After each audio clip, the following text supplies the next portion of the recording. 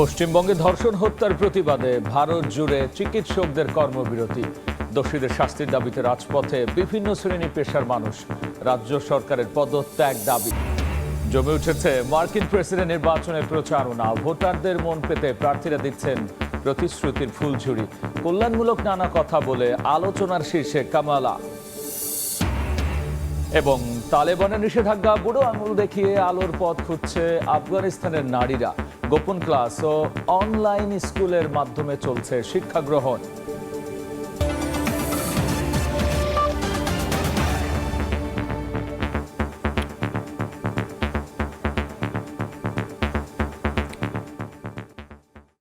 আন্তর্জাতিক সময় সঙ্গে আছি আমি গোলাম রাব্বি। কলকাতায় নারী চিকিৎসককে ধর্ষণের পর হত্যার প্রতিবাদে ভারত জুড়ে চলছে চিকিৎসকদের ধর্মঘট।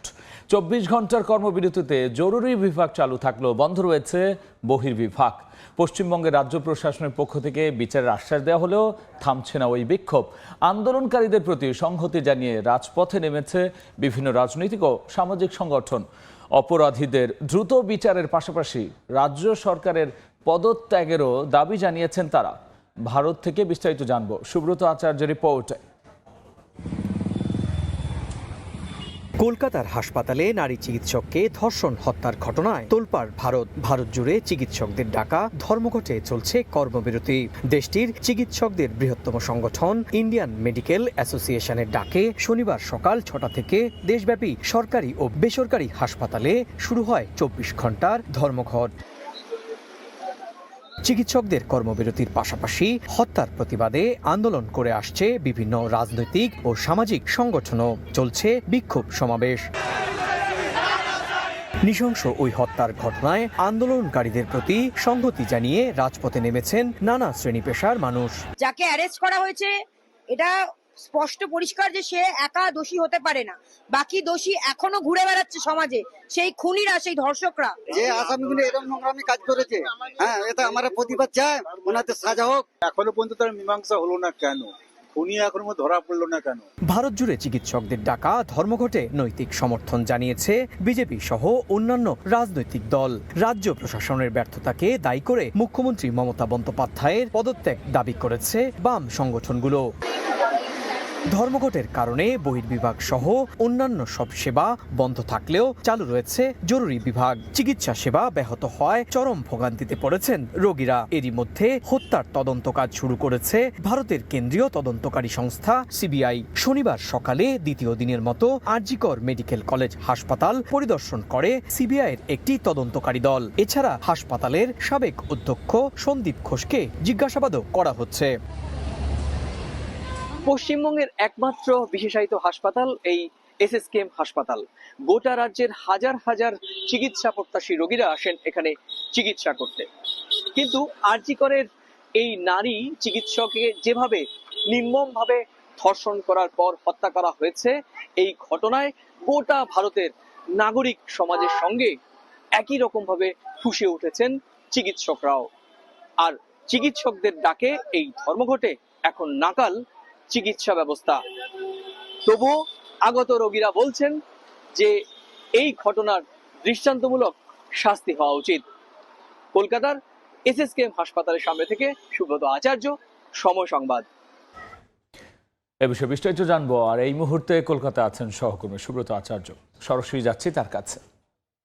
বাম শাসনের অবসান ঘটিয়ে 2011 সালে জনতার রায় নিয়ে ক্ষমতায় বসেছেন পশ্চিমবঙ্গের মুখ্যমন্ত্রী মমতা বন্দ্যোপাধ্যায়। প্রায় 11 বছর তার সরকার।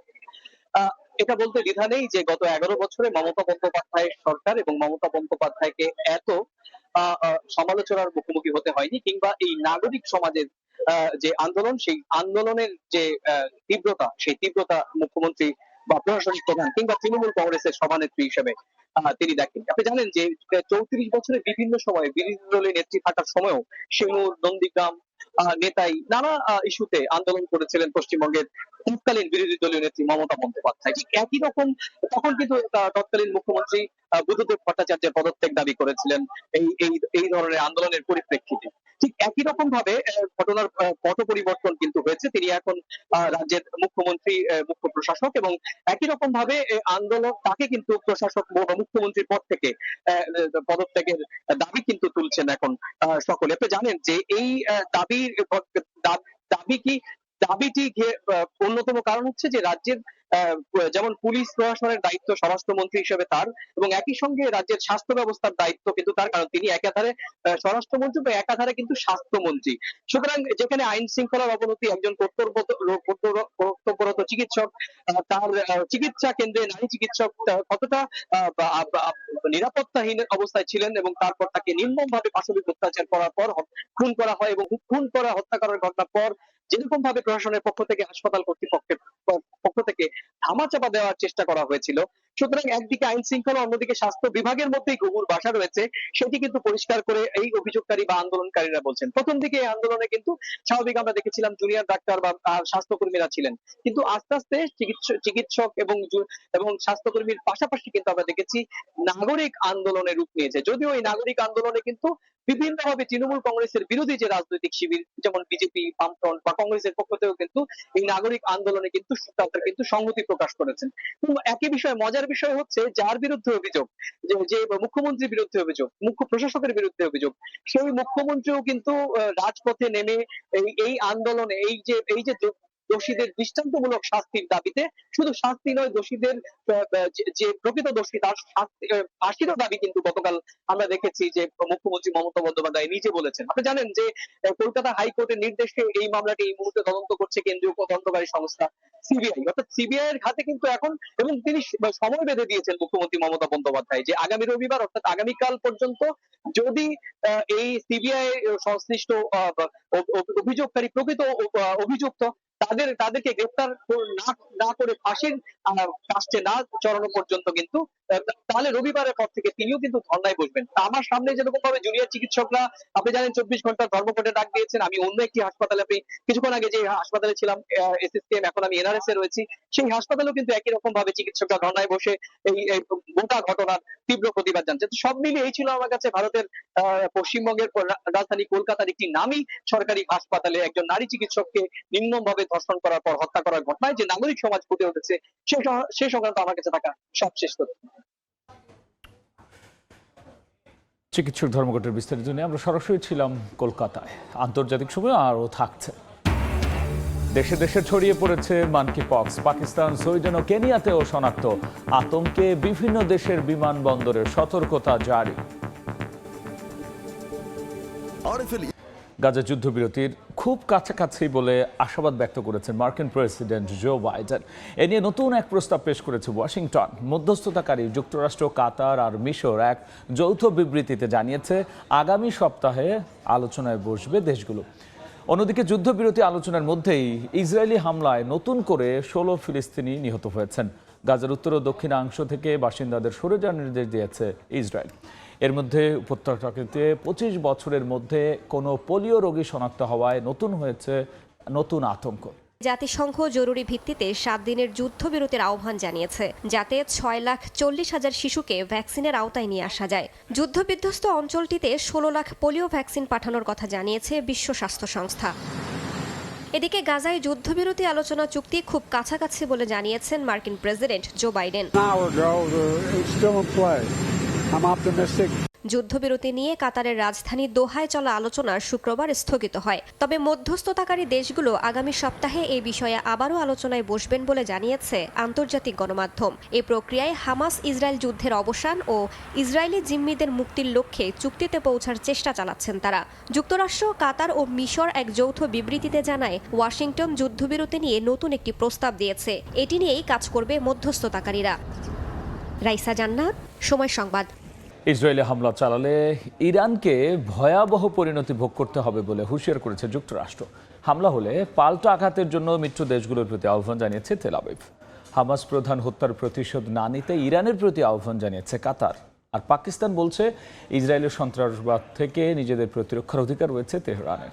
এদিকে বিভিন্ন গণমাধ্যমের খবর, গাজায় যুদ্ধবিরতির নতুন আলোচনার কথা বিবেচনায় নিয়ে ইসরায়েলে হামলা পেছাতে পারে ইরান। ইরানের মাটিতে হামাস প্রধান ইসমাইল হানিয়া হত্যাকাণ্ডের জেরে মধ্যপ্রাচ্য জুড়ে উত্তেজনা তুঙ্গে। প্রতিশোধের আগুনে পুড়তে থাকা তেহরান যে কোনো সময় হামলা চালাতে পারে, এখনও সে আশঙ্কায় তেল আবিব।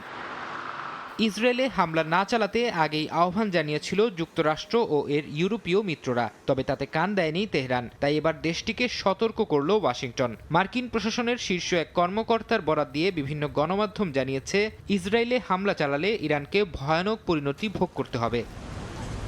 সব সতর্কতা উপেক্ষা করে ইরান যদি হামলা চালায়, তবে নিজেদের মিত্র দেশগুলোকে পাল্টা পদক্ষেপ নেওয়ার আহ্বান জানিয়েছে তেল আবিব। ইসরায়েলের পররাষ্ট্রমন্ত্রী এক বিবৃতিতে বলেন, কেবল ইরানের হামলা প্রতিহতের পাশাপাশি দেশটির বিভিন্ন লক্ষ্যবস্তুতে আঘাত হানতেও মিত্রদের সহায়তা প্রত্যাশা করছে তেল আবিব। হামাস প্রধান হত্যার প্রতিশোধ না নিতে এরই মধ্যে ইরানের প্রতি আহ্বান জানিয়েছে কাতার। আর পাকিস্তান বলছে, ইসরায়েলের সন্ত্রাসবাদ থেকে নিজেদের প্রতিরক্ষার অধিকার আছে তেহরানের।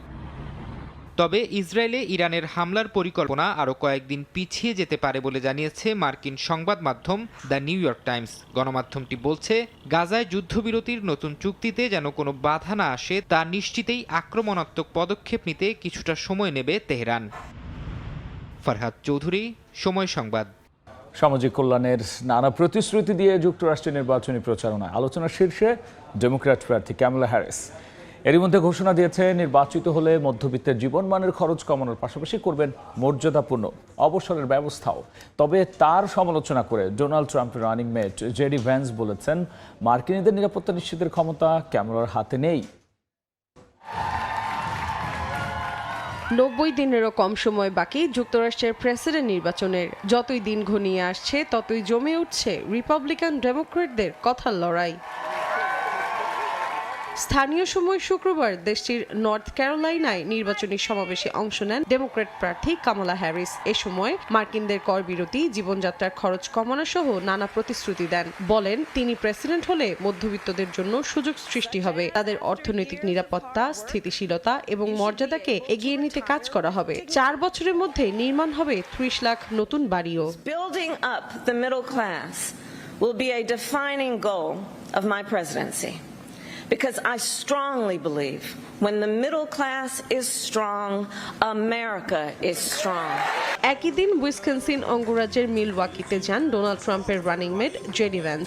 অভিযোগ করে বলেন, দেশের সুরক্ষায় নিয়োজিত আইন শৃঙ্খলা বাহিনীর কাজকে ক্রমেই কঠিন করে তুলছেন বাইডেন সমর্থিত কামালা। আর ডোনাল্ড ট্রাম্প সার্বক্ষণিক চেষ্টা করছেন কাজটি সহজ করে তুলতে। আর তাই যুক্তরাষ্ট্রের 47তম মার্কিন প্রেসিডেন্ট নির্বাচনে রিপাবলিকান নেতা ট্রাম্পকে নির্বাচিত করার আহ্বান জানান তিনি। I think you contrast the failed leadership of Kamala Harris with the peace and prosperity of Donald Trump.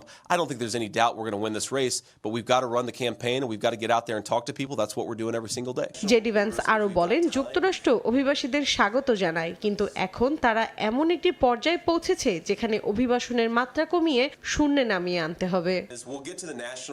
মৌসুমী সাথী, সময় সংবাদ। আন্তর্জাতিক সময় আরও থাকছে। তুরস্কের আয়া সোফিয়া মসজিদ ঘিরে ব্যাপক আগ্রহ পর্যটকদের। স্থাপত্য শিল্পের অনন্য নিদর্শন দেখতে ভিড়, প্রার্থনা করছেন ভিন্ন ধর্মাবলম্বীরাও। রাজধানীর কুর্মিটোলা হাসপাতালে বৈষম্য বিরোধী ছাত্র আন্দোলন ও স্বাস্থ্য অধিদপ্তরের যৌথ ব্রিফিংয়ে কথা বলছেন সমন্বয়ক সার্জিস আলম। আমরা সরাসরি যাচ্ছি সেখানে। হসপিটালে পাঠিয়ে দিয়েছে এবং বিভিন্ন প্রাইভেট হসপিটালে গিয়ে আমরা যেটি দেখেছি যে প্রাইভেট হসপিটালে রোগী প্রায় নেই বললেই চলে, 2-1টি প্রাইভেট হসপিটাল ছাড়া সকল রোগী এখন সরকারি হসপিটালে, কারণ ওই মানুষগুলো আসলে আর্থিকভাবে তাদের ওই সামর্থ্য সেটি নেই। সেই জায়গা থেকে আমাদের একটি দাবি থাকবে যে ওই যে প্রাইভেট হসপিটালগুলোতে এখনও যারা রয়েছে, যদিও আমরা দেখেছি যে একটি স্বাস্থ্য অধিদপ্তর বা স্বাস্থ্য মন্ত্রণালয় থেকে একটি প্রজ্ঞাপন দেওয়া হয়েছে যে সকল জায়গায় তাদের যত রকমের খরচ রয়েছে সেটি যেন মওকুফ করা হয়, এবং যদি তারপরও প্রাইভেট হসপিটালগুলোতে কিছু বিল নেয় সেটি যেন ন্যূনতম একটি মেডিসিন বিল নেয়। সেই জায়গায় আমাদের আবেদন থাকবে যে প্রত্যেকটি জায়গায়, হোক সরকারি হোক বেসরকারি, হসপিটালগুলোতে যেন যারা আন্দোলনকারী রয়েছে, যে বয়সেরই হোক না কেন, আন্দোলনকারী যারা রয়েছে ঢাকার হোক ঢাকার বাইরের হোক, সকলের এই চিকিৎসা ফিটি যেন মওকুফ করা হয়, কিংবা যদি সেখানে কোনো পেমেন্ট করা প্রয়োজন হয় সেটি যেন রাষ্ট্র সেই দায়িত্বটি নেয়। এটি একটি কথা। আরেকটি কথা হচ্ছে, আমাদের অনেক আন্দোলনকারী রয়েছে কিংবা অনেক সমন্বয়ক সহ সমন্বয়ক রয়েছে, কিংবা ইভেন এখন আমরা দেখছি যে নতুন বিভিন্ন গ্রুপ তৈরি হচ্ছে যারা কেউ ভালো উদ্দেশ্যে, কেউ অন্য কোনো অসৎ উদ্দেশ্যে আসলে হসপিটালগুলোতে প্রচুর পরিমাণে পরিদর্শনে যাচ্ছে। এটি যাওয়ার বেশ কিছু সমস্যা রয়েছে, তাদের অনেক বড় সংখ্যা যাচ্ছে, যেটি আমাদের ওইখানকার আসলে স্বাস্থ্যগত যে নিরাপত্তা কিংবা পরিচ্ছন্নতা এই ইস্যুটিকে সমস্যা করে। অনেকে খাবার দিতে টিম নিয়ে যাচ্ছে, অনেকে পুরো মিডিয়া টিম নিয়ে যাচ্ছে সেখানে। আমাদের আপনাদের কাছে রিকোয়েস্ট এবং আপনাদের মাধ্যমে সকলের কাছে রিকোয়েস্ট, আমরা ওই হসপিটালের ভিতরের যে নিরাপত্তা কিংবা স্বাস্থ্যগত যে ঝুঁকি এই বিষয়গুলো মাথায় রেখে সেখানে যেন পর্যাপ্ত যতটুকু আমাদের হাইজিন মেনটেন করা উচিত সেটুকু যেন আমরা করি। এবং সরকারি হসপিটালগুলোতে ইতিমধ্যে আমরা জানতে পেরেছি যে তারা এক্সট্রা একটি হাই কেয়ার ইউনিট তৈরি করবেন, সেই জায়গার নিরাপত্তা যেন আমরা বজায় রাখি, এটি একটি বিষয়। এবং আমাদের থেকে যেটি আমরা এই হসপিটালগুলোতে ঘুরে যেটি দেখেছি, আসলে আমাদেরকে শোনানো হয়েছিল ওই ফ্যাসিড সরকার যতদিন ছিল যে আমাদের উপর নাকি শুধুমাত্র রাবার বুলেট ছোড়া হয়েছে। আপনি হসপিটালের বেডগুলোতে যান, কারা আছে, শরীরের এক পাশ দিয়ে বুলেট ঢুকেছে, আরেক পাশ দিয়ে বের হয়ে গিয়ে আরেকজনকে আঘাত করেছে, ওই বুলেটগুলো পর্যন্ত ব্যবহার করা হয়েছে। আপনি গিয়ে দেখুন এক একজন কীভাবে কাতরাচ্ছে। এই যারা একটি গণহত্যার মতো একটি বিষয়ের সাথে জড়িত ছিল, আমরা ছাত্র সমাজ এবং বৈষম্য বিরোধী ছাত্র আন্দোলন বলতে চাই তাদের যেন এই গণহত্যার দায়ে বিচারটি দেশে এবং আন্তর্জাতিক মহল থেকে হয়, এই কথাটাই আমরা বলছি। এবং প্রাইভেট হসপিটালগুলোতে লাখ লাখ টাকা নিয়ে নেওয়া হয়েছে, যাদের অলরেডি ডিসচার্জ করা হয়েছে। আমাদের আবেদন থাকবে অন্তর্বর্তীকালীন সরকারের কাছে কিংবা স্বাস্থ্য মন্ত্রণালয়ের দায়িত্বে যারা রয়েছেন তাদের কাছে, এই আন্দোলনকারী যারা রয়েছে, শুধু ছাত্র নয়, যে কোনো বয়সের হোক না কেন, তাদের যে বিলগুলো নেওয়া হয়েছে লক্ষ লক্ষ টাকা, এগুলো যেন প্রাইভেট হসপিটালগুলো ফেরত দিয়ে রিফান্ড করে তাদের যে ইমেজের একটি সংকট তৈরি হয়েছে সেই ইমেজটি ফিরিয়ে আনার ন্যূনতম যে চেষ্টাটি সেটি করে। এটি আমাদের সকল প্রাইভেট হসপিটালের কাছে একটি আবেদন থাকবে। এবং সরকারি হসপিটালের মধ্যস্বত্বভোগী রয়েছে একটি গোষ্ঠী, প্রশাসন জানে ফ্রি দেওয়া হচ্ছে, রোগী জানে না ফ্রি দেওয়া হচ্ছে, রোগীকে বিভিন্নভাবে বোঝানো হচ্ছে এটা লাগবে এটা লাগবে। যে মধ্যস্বত্বভোগীরা এতদিন ধরে বাংলাদেশে এগুলো করেছে, অসৎভাবে টাকা ইনকাম করেছে, তাদেরকে আমরা হুঁশিয়ার করে দিতে চাই প্রশাসনের সহযোগিতায় ফার্দার আমরা যদি কাউকে এরকম কোনো কাজের মধ্যে দেখি, তাদের বিরুদ্ধে চাকরিচ্যুত করা সহ যত ধরনের পদক্ষেপ নেওয়ার জন্য যত ধরনের ব্যবস্থা আমাদের পক্ষে নেওয়া দরকার আমরা তার সবগুলোই নিব। ধন্যবাদ।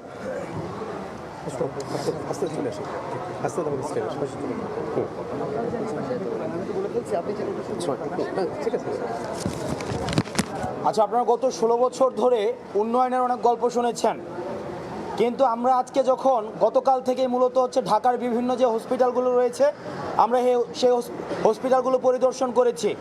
আজকে যদি আমি ঢাকা মেডিকেল কলেজের অভিজ্ঞতা আমি বলি, তাহলে আমি বলতে চাই আমাদের যে ফিলিস্তিনের রাফা ক্যাম্প রয়েছে না, এই ফিলিস্তিনের রাফা ক্যাম্পটি এটি ফিলিস্তিনে নয়, আমাদের বাংলাদেশেও রয়েছে এবং সেটি হচ্ছে ঢাকা মেডিকেল কলেজে।